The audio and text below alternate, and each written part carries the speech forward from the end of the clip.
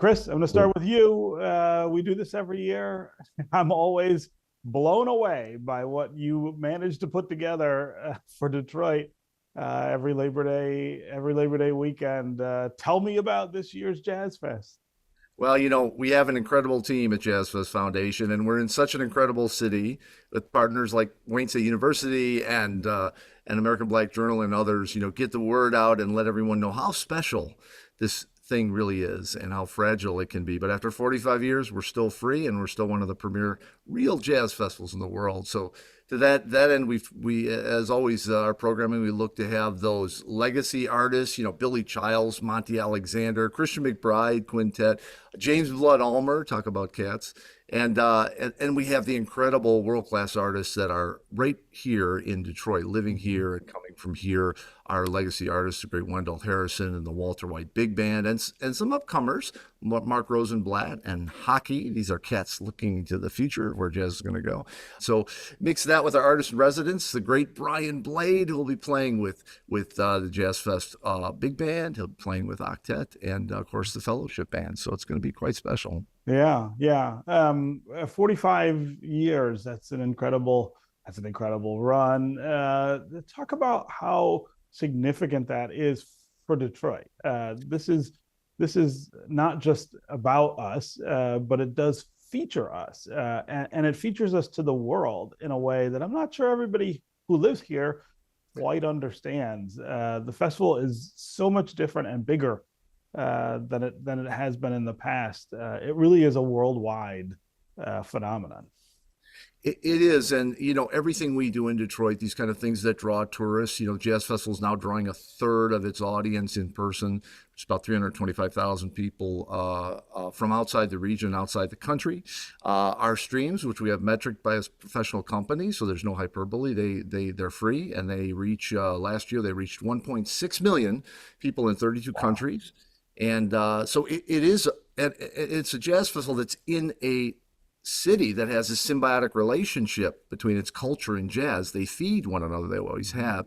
And it's also in the city, the architecture, the skyline, the community is the backdrop for the entire festival. So we're really proud of being able to be an ambassador to the artists, to the patrons, and all around the world, because Detroit's a very special place. And when they come here, they're rather blown away by that connectivity. So that's along with our last economics thing showed a little over $30 million in economic development over the 4 days of Jazz Fest. So we're trying to do everything we can to be great citizens, keep this thing alive, and keep it available to everyone by keeping it free. Although when people can, we ask them to join our sponsors and our donors and help us reach that $4.5 million note every year to keep it alive. Jess, tell me about the poster. What inspired you? What does this poster kind of mean to you? What do you think it means to the festival and the city? So when I saw the open call at first, I was thinking about what I could possibly do because I love jazz music. So I knew I wanted to apply for this opportunity. And so one of the first things I thought of when I was thinking of the Detroit Jazz Festival was community. I mean, it's one of the biggest jazz festivals ever. You have a whole bunch of people flocking down to, downtown Detroit, all with the same appreciation of loving jazz music. I knew that I wanted to use bright colors and not super stereotypical dark blue, jazzy, super deep colors. I wanted it to be a celebration. I wanted it to be fun. There's literally women dancing on the roof. And I wanted to show what I felt like when I go to the jazz festival and I see people having fun and being free and coming all together as one to celebrate one thing that brings us together as a community, because Detroit's been doing that forever. It's a celebration of history.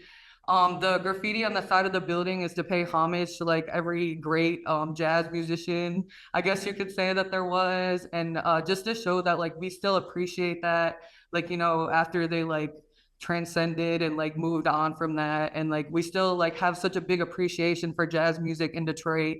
And that's basically just what I wanted to showcase. Yeah, and tell us a little bit about you, Jess. What's your story? Well, I do a whole bunch of different types of art in Detroit. I've been here for a while now. I'm a student at College for Creative Studies. I'm studying illustration and entertainment arts. I love doing gallery shows. I love doing murals. I recently just did a sculpture work for with City Walls for the NFL draft, and I just love doing stuff for like nonprofits, like with the Steen Foundation and helping like the Bella Isle Conservancy. And I just love giving back to the community. So any way that I can volunteer, that I could also use my art to help. It's like a win-win for me. So Yeah, yeah. Patrick, Lindsey, I want to bring you into the conversation here. This year's festival, of course, will feature the Gretchen C. Valade Center, Jazz Performance Center on Wayne State University's campus. I actually have had a chance to be there a couple times already. It is a mind-blowing experience. I predict that this will be, if not the premier, it will be one of the premier music venues in the city, just because of how great it sounds, how great it looks, how great it feels. I mean, it is a stunning achievement. Well, thank you, Stephen. I think I couldn't say it any better. As you can see, I am keeping Gretchen close to my heart. Miss Valade's generosity, not only to Wayne State, but to the world relative to building a world-class center where artists can come and be featured and do it in such an intimate setting, but in such a dynamic place such as Wayne State. It is a great honor for us to host it and to welcome the community into this space. You know, I grew up here in Detroit. Detroit is a place, in my opinion, where music is just a part of the fabric of our culture. Mm-hmm. And music is the most universal language I know. And we are most fluent in it here in Detroit between jazz, R&B, hip hop, gospel, classical, and the many other genres. How blessed are we to have such richness here? But the Valade Center, in my opinion, will help to catapult and cultivate jazz even more so because of its strong roots here. People will be able to experience it, to learn it, and to grow it here in the city and world. Watch One Detroit, Thursday at 7:30 p.m. You can find more at onedetroitpbs.org or subscribe to our social media channels and sign up for our One Detroit newsletter.